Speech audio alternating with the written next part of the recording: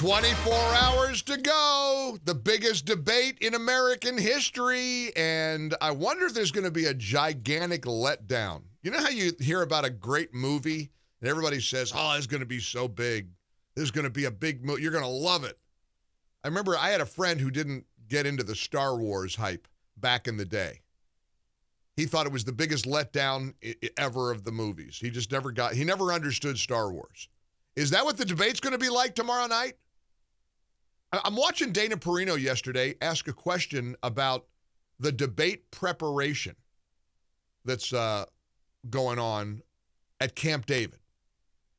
Because Trump's debate preparation is going out and holding rallies and meeting the people and kissing babies and shaking hands and telling America how he wants to make America great again and rescue it from the Biden catastrophe.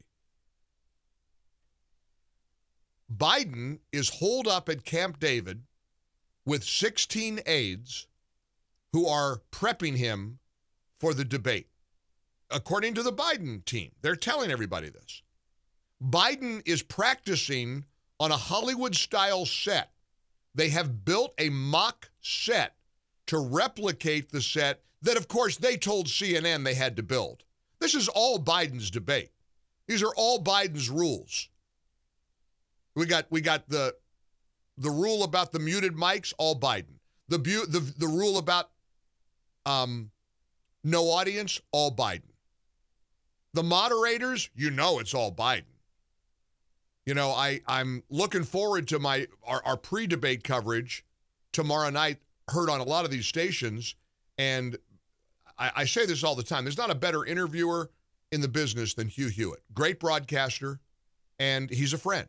We don't always agree on things. He thinks that Jake Tapper and Dana Bash are going to be fair because they're professionals, and he has worked with them before. And I promise, I hope he's right. I don't think he is. We'll find out.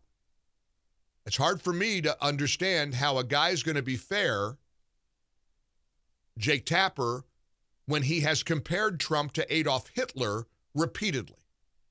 I'm not real sure about the degree of professionalism there, but maybe Hugh's right. And again, Hugh knows these folks. That's his world. CNN, Jake Tapper, Dana Bash, let's hope they are fair and equitable tomorrow night. But it isn't going to matter because for most of us, our minds are made up. I'm not sure the needle's going to move. The only test is going to be how Joe Biden performs. We know how Trump's going to perform. And be ready. They're going to ask him if he accepts the outcome of 2020. Narrator voice, he won't. They're going to ask him if he'll accept the outcome of 2024 if it doesn't go his way. Narrator voice, he won't commit. And he's going to attack CNN. And then, of course, they're going to flip out. This could be an absolute train wreck from Hades. I don't know.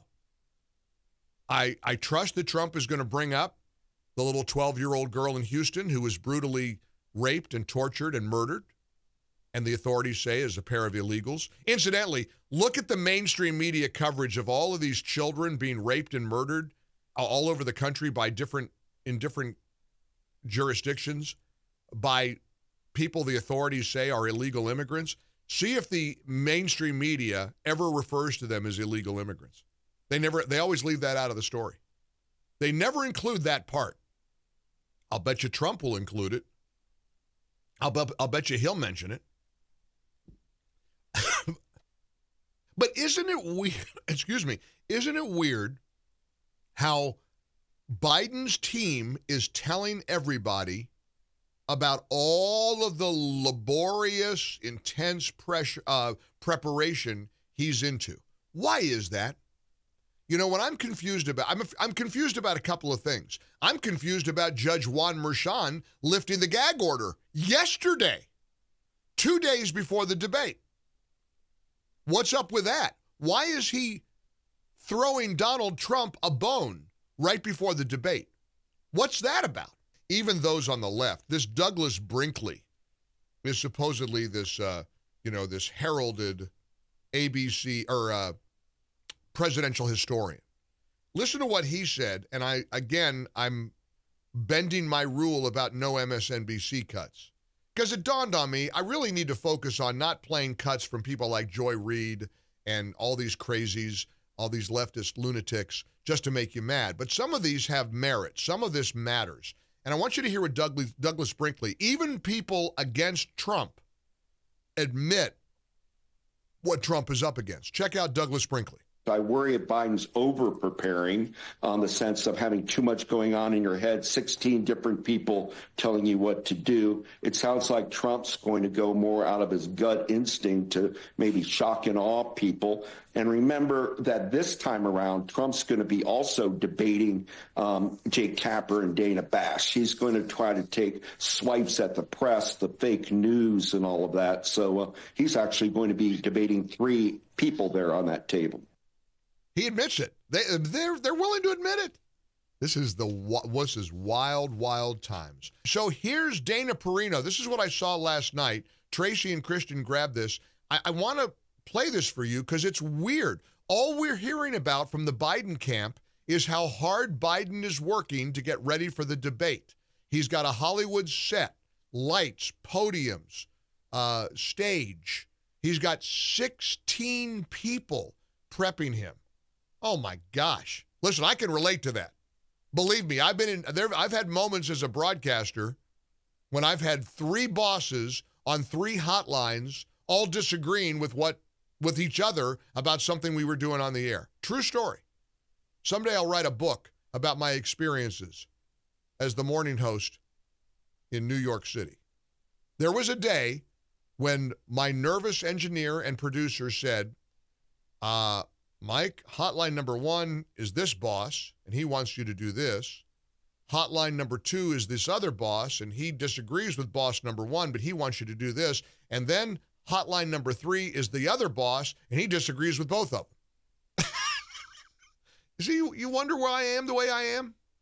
Yeah, I've been through hell.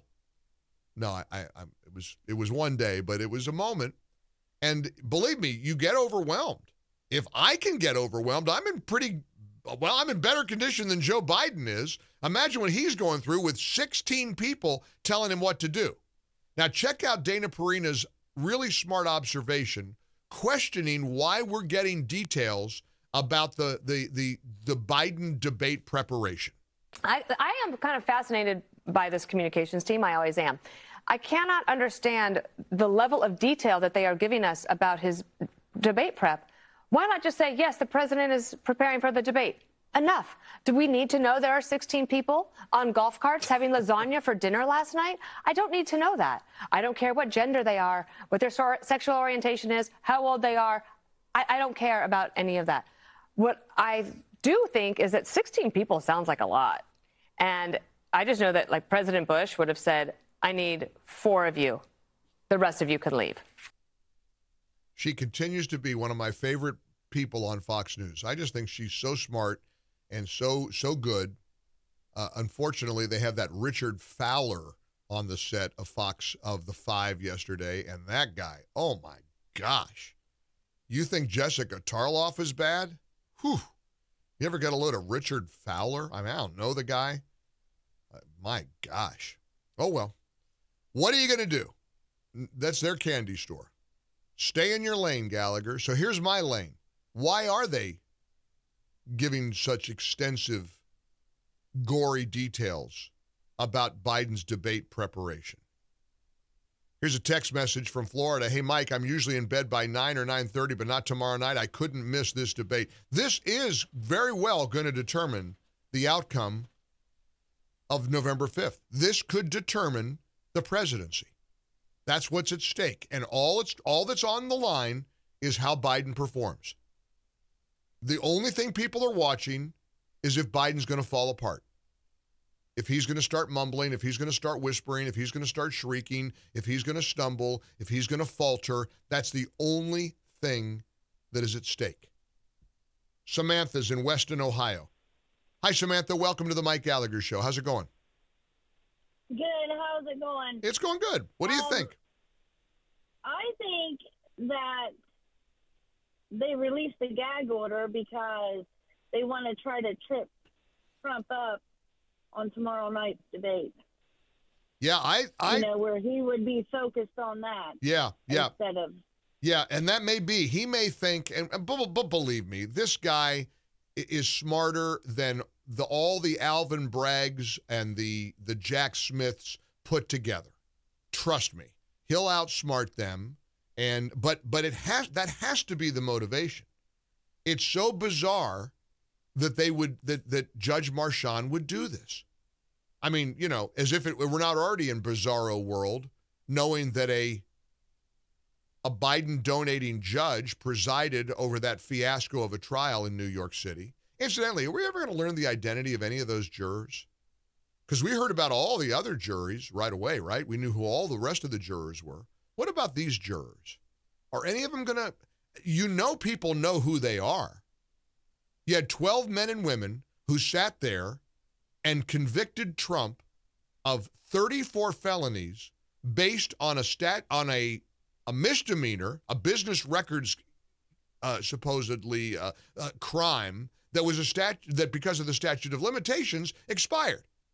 And Alvin Bragg twisted that into 34 felonies, and the jury convicted him of all of them. We ever going to hear who these Rhodes Scholars are? Wasn't there a lawyer on that jury? They're going to do a book deal? They're going to make some money? Going to capitalize on it? What do you think? 800-655-Mike. Nancy in Indiana. Hey, Nancy, how are you? I'm all right. All right. What's up? Why do you think why are they doing all this prep revelations for Biden? Well, for one thing, I wanted to call in just to say, don't ever underestimate that they won't put a chip in him. But all this preparation is to ever how he's going to react, and we can only anticipate how he's going to react, is that all this effort is from all these 16 people training him. But I fully believe, don't ever underestimate a chip being put in him. A chip? Wow. You ever been to the Hall of Presidents at Disney World?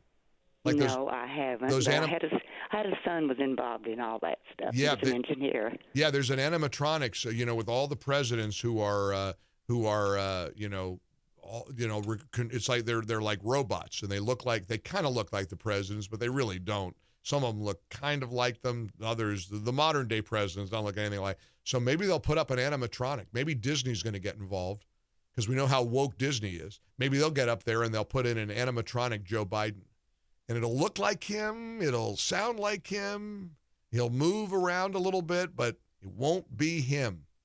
Hey, like I always say, if winged monkeys came down and swept me away and took me off to Oz, I wouldn't be surprised. I'd just say, well, that's my Wednesday.